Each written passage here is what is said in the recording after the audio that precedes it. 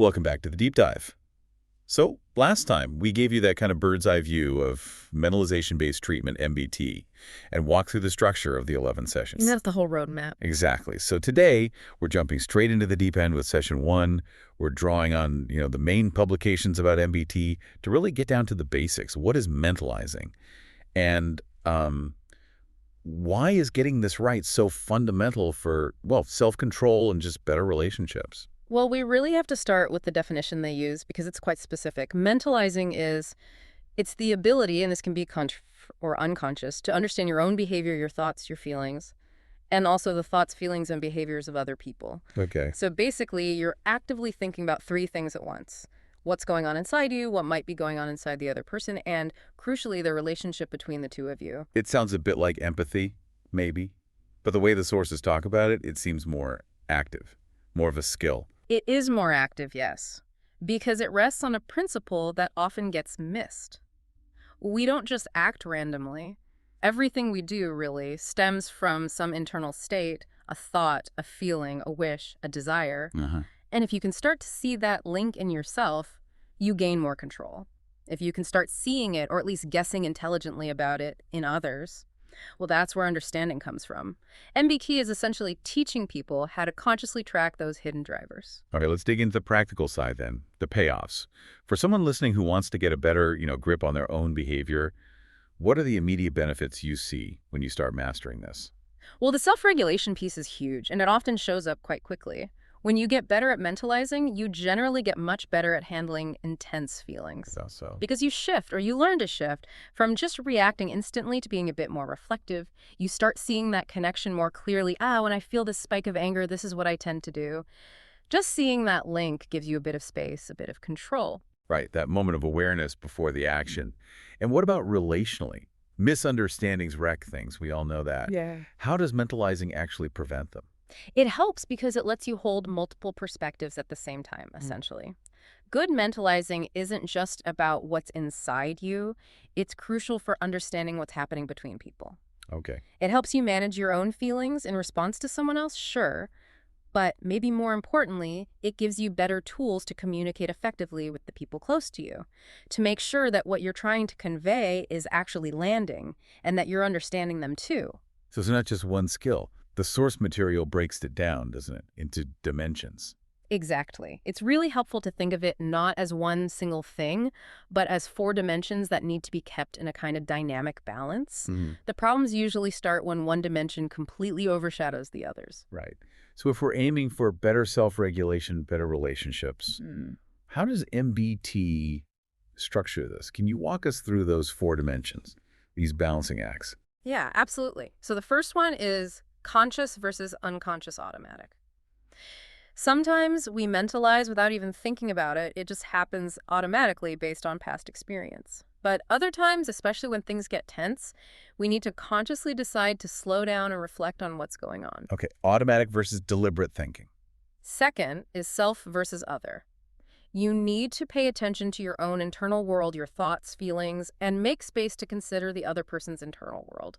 Problems crop up if you're only focused inward or only focused outward. Makes sense. Third is feeling versus thinking. This one's really key. It's the ability to stay reflective, to think about what's happening, even while you're feeling something really intensely. This is often the hardest part when stress is high. I can imagine. And the fourth? The fourth is external versus internal. This is about connecting the dots between what you can see on the outside, like someone frowning or their voice changing, maybe they're sweating, and the hidden inner world, like what they might be thinking, feeling, or wanting. The sources really hammer home a point here about imbalance. They say that people who really struggle with mentalizing, especially when they get stressed, tend to get stuck completely on one side of these dimensions. They lose that flexibility. That's absolutely critical, yes. Take that external versus internal one. If you're stressed and you default only to the external, you might see someone frown and immediately think they're angry at me, without considering other possibilities. Right. Or, conversely, if you default only to the internal, you might feel this overwhelming wave of anxiety, but have no idea what triggered it, making it feel like it came out of nowhere, totally disconnected from what's actually happening around you. Good mental health, good relationships, they really depend on being able to move fluidly between these poles. Okay, so we understand the structure, the dimensions. Let's talk about the roadblocks. Yeah. Why is this actually so hard to do well, even when people mean well? What are the inherent difficulties the sources point out? Well, the biggest one, fundamentally, is that the inner world just isn't transparent, you know? We're all operating with incomplete information. We can't actually read minds. No matter how much we sometimes wish we could. Exactly. And people are complex. Sometimes we don't even know exactly what we're feeling, or we struggle to find the words for it. Or maybe we don't notice those subtle body signals, the tight chest, the knot in the stomach, that are the first clue about an emotion. And if we can't even map our own inner world accurately all the time, expecting someone else to figure it out seems like a tall order. Precisely. And that leads directly into one of the biggest interpersonal pitfalls, the trap of assumption. We tend to project our own experience onto others. What do you mean? Like we think, well, if I were in that situation, I'd feel angry, so they must feel angry. We fill in the blanks based on ourselves, and we forget that people can have vastly different reactions, different thoughts, different feelings, even about the exact same event. The sources really stressed one particular communication block, didn't they? Something about what we expect from others. Yes, they highlight what they call a major vacuole, a pitfall. It's that strong, often unconscious need or expectation to be understood by others without actually having to explain ourselves. The if you really cared, you'd just know idea. Exactly that.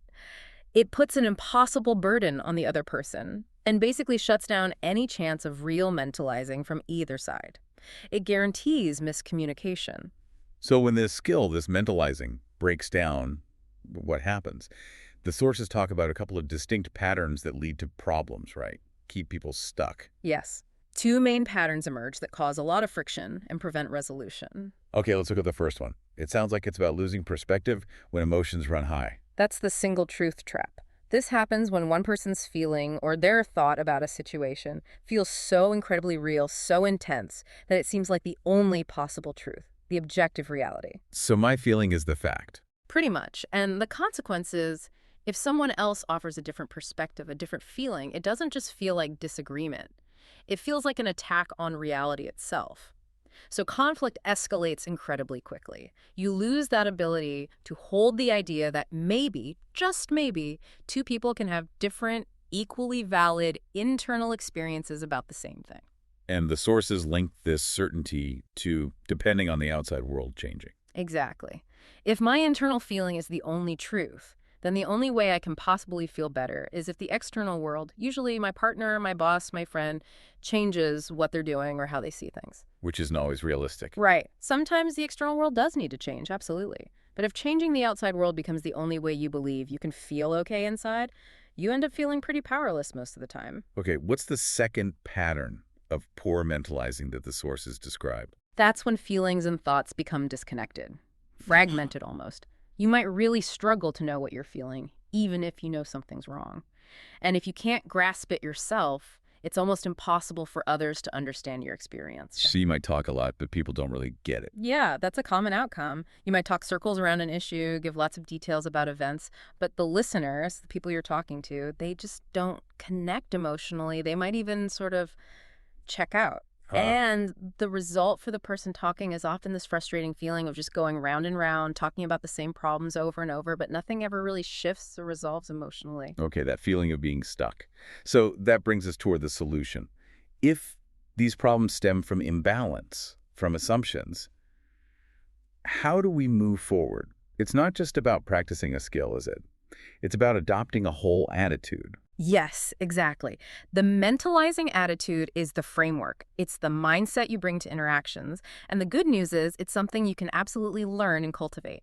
The sources lay out 5 core elements. Let's hear them. Okay, first, being genuinely curious. Curious about your own internal world and curious about what might be going on for the other person. Okay, curiosity. Second, being open. Open to different ideas, different perspectives, different ways of feeling about things, not shutting down possibilities too quickly. Openness. Third. Third, being non-judgmental, trying to understand both yourself and others without immediately slapping on labels of good or bad, right or wrong. That sounds hard. It is. Fourth, accepting uncertainty. This is a big one. Accepting that you can never be 100% certain about what someone else is thinking or feeling. Right. You can make educated guesses, you can ask, but you can't know for sure. Wow. Okay. Letting go of the need for certainty. That feels like a major shift for a lot of people. It is. It's releasing a certain kind of control, or the illusion of control.